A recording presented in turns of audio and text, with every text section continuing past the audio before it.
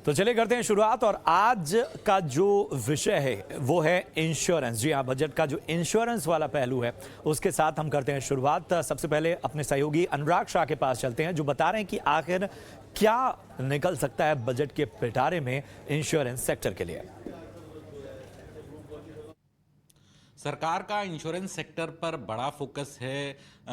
Target भी रखा गया है इंश्योरेंस रेगुलेटर आईआरडीए के द्वारा कि अगले 5 साल के अंदर इंश्योरेंस का पेनिट्रेशन बढ़ाना है। नॉन लाइफ सेक्टर का जो अभी जीडीपी में कंट्रीब्यूशन 1% है उसे बढ़ा के 2.5% करना है। तो इंश्योरेंस के अंदर पेनिट्रेशन बढ़ाने के लिए आने वाले बजट में इंश्योरेंस से जुड़े हुए बड़े ऐलान हो सकते हैं। और हमें जो सोर्सेज से मिली जानकारी के मुताबिक जो सबसे बड़ा ऐलान एक हो सकता है कि प्रॉपर्टी इंश्योरेंस का जो प्रीमियम चुकाया जाता है उसको लेकर टैक्स में छूट दी जा सकती है, उसको लेकर डिडक्शन दिया जा सकता है। जिस तरह से लाइफ इंश्योरेंस और हेल्थ इंश्योरेंस का जो प्रीमियम दिया जाता है तो वहां पर टैक्स डिडक्शन मिलता है, छूट मिलती है प्रीमियम चुकाए जाने पर। तो प्रॉपर्टी इंश्योरेंस का भी भारत के अंदर पेनिट्रेशन काफी कम है, 1% के करीब पेनिट्रेशन है। तो उसको बढ़ाने के लिए लोगों को प्रॉपर्टी इंश्योरेंस के प्रीमियम पर टैक्स डिडक्शन दिया जा सकता है। इसके अलावा जिस तरह से इंश्योरेंस का पेनिट्रेशन बढ़ाना है तो एक सरकार एक सेपरेट लिमिट लेके आ सकती है, केवल एक सेपरेट डेडिकेटेड सेक्शन आ सकता है जहां पर तमाम तरह के जो इंश्योरेंस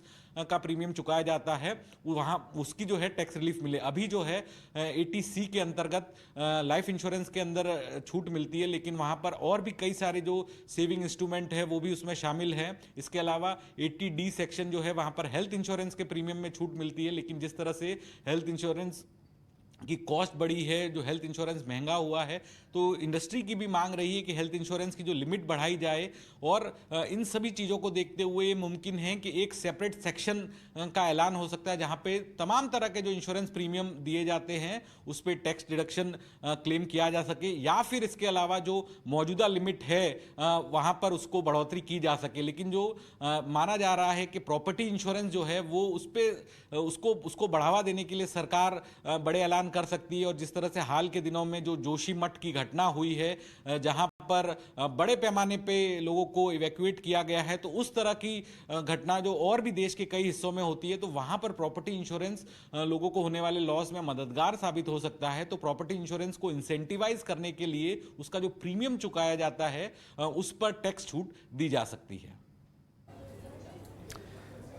और बजट में इंश्योरेंस सेक्टर को क्या मिल सकता है, क्या मिलना चाहिए, इसी मुद्दे पर बातचीत करने के लिए हमारे साथ हैं एमएन शर्मा साहब जो कि सेक्रेटरी जनरल है जनरल इंश्योरेंस काउंसिल से। बहुत बहुत स्वागत है एमएन शर्मा साहब आपका ईटी नाउ स्वदेश में। और पहला जो सवाल है बजट को लेकर, नॉन लाइफ इंश्योरेंस जो सेक्टर है उसको क्या उम्मीदें हैं इस बजट से, अगर आप बता पाएँ।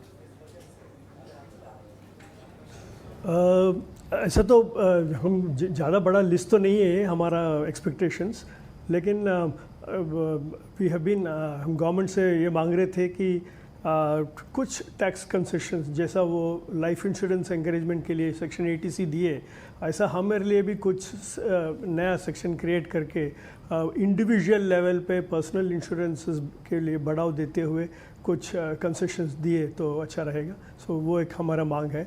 उनमें पर्टिकुलरली प्रॉपर्टी इंश्योरेंसेस और मोटर थर्ड पार्टी इंश्योरेंस जो कंपलसरी है, ऐसे इंश्योरेंसेस में का प्रीमियम पे कम से कम 1.5 लाख प्रीमियम तक सेक्शन 80C में जैसा दिया गया ऐसा इधर भी सेपरेट सेक्शन से कंसेशन देने का मांग है। बिल्कुल बिल्कुल। तो एक्सपेक्टेशन जो हैं वो बहुत ऐसी बड़ी नहीं है, लेकिन शर्मा साहब एक चीज़ मैं समझना चाहूँगा, क्या वजह है कि जो प्रॉपर्टी इंश्योरेंस का आप जिक्र कर रहे हैं उसमें आप छूट चाहते हैं, छूट की मांग? ऐलान हो सकता है या नहीं है ये तो हम बोल नहीं सकते, लेकिन ये मांग इसीलिए है कि अभी अपना रिसेंट एग्जाम्पल ये जो जोशीमठ वाला देखिए जिसमें सब्सिडेंस हुआ, लैंडस्लाइड्स, रॉक स्लाइड सब्सिडेंस, ये सब हमारे प्रॉपर्टी इंश्योरेंस में कवर होता है। जो रेजिडेंशियल प्रीमिसेस के लिए अगर कोई घर का इंश्योरेंस किया तो subsidence, landslide, rock slide, earthquake, fire, ये सब डैमेजेस कवर होता है। अगर वैसा इंश्योरेंस अगर जोशीमठ में अगर सब लिए होंगे तो ये आज उतना बड़ा प्रॉब्लम नहीं होता है लोग जैसा जितना कि गवर्नमेंट को भी कितना कॉम्पनसेशन देना पड़ेगा और लोगों को कितना प्रॉब्लम्स है, ये सब भी थोड़ा छुटकारा मिलेगा। ऐसे ही हम बोलते हैं कि नॉट जस्ट जोशीमठ, अभी ऐसा चीज़ें तो कहीं भी हो सकता है, साइक्लोन्स आ सकते हैं, entire east coast is cyclone prone, some parts of west coast and the north is earthquake prone. अभी यहाँ भी तो कभी भी कुछ ना कुछ हो सकता है। कभी ऐसा कुछ हुआ तो जब हम लोग सब जागरूक हो जाते हैं और बाद में भूल जाते हैं, तो उसके बदले में अगर गवर्नमेंट लोगों को इंश्योरेंस खरीदने में, प्रॉपर्टी इंश्योरेंस खरीदने में इंडिविजुअल्स को अगर ये कंसेशन दिया एटलीस्ट फ्रॉम टैक्स पर व्यू, सो उस एंकरेजमेंट से अगर लोग इंश्योरेंस खरीदने लगे तो उतना तक वो गवर्नमेंट पे डिपेंड होना कम हो जाएगा और गवर्नमेंट को भी उसका बर्डन कम होगा और लोगों को भी अपने पैर पे खड़े होने का मौका मिलेगा। बिल्कुल, तो ये इस सेगमेंट में जो है वो अवेयरनेस की काफ़ी ज़रूरत है और थोड़ा सा प्रोएक्टिव होना पड़ेगा। एक बड़ा अहम सेक्टर है हेल्थ सेक्टर, और जिसमें सीनियर सिटीजन्स का मुद्दा अक्सर रहता है, तो कुछ उम्मीदें हैं, किसी तरह की आशा कि इस बार के बजट में इस हक से किसी तरह का लाभ मिल सकता हो? अभी तो सेक्शन 80D में हेल्थ इंश्योरेंस प्रीमियम पे थोड़ा कुछ छुटकारी है टैक्स से, एंड सीनियर सिटीजन्स के लिए थोड़ा ज़्यादा भी है, बट मेरे ख्याल से जो मिल रहा है अभी वो थोड़ा कम है, उसको बढ़ाने का चांस ज़रूरत है, इसलिए कि आजकल मेडिकल ट्रीटमेंट कॉस्ट इतना बढ़ गई है कि नॉर्मल 5 लाख 10 लाख इंश्योरेंसेस बहुत कम पड़ रहा है। सो अगर कोई किसी को डबल करना है इंश्योरेंस या ज़्यादा इंश्योरेंस लेना है तो उनको प्रीमियम का बर्डन भी ज़्यादा होगा और एज से सीनियर सिटीजन्स को और ज़्यादा प्रीमियम पे करना पड़ेगा।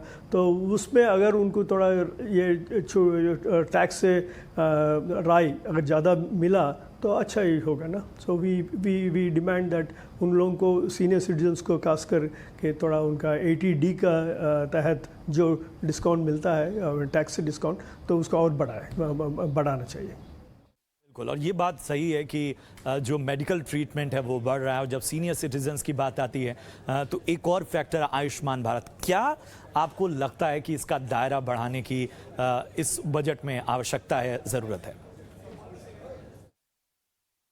अगर करे तो अच्छा है। There are so many people जो इंश्योरेंस सेक्टर में है ही नहीं, तो ऐसे लोगों के लिए बहुत अच्छा होगा।